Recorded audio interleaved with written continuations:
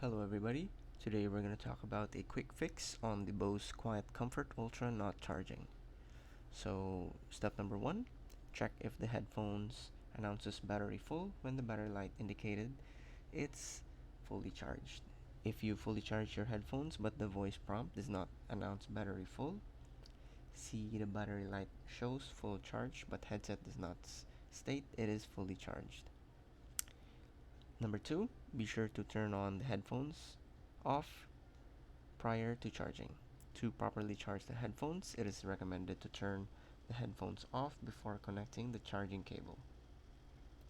And if those don't work, then it's time to reboot your headphones.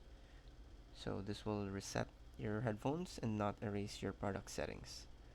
So number 1, if the USB charging cable or audio cable is not connected to your headphones, then disconnect it.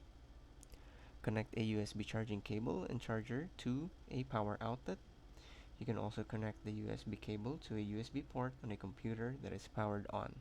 Note, do not connect your headphones to the USB cable yet.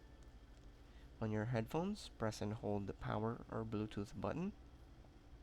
While continuing to hold the button, connect the USB cable to the right ear cup.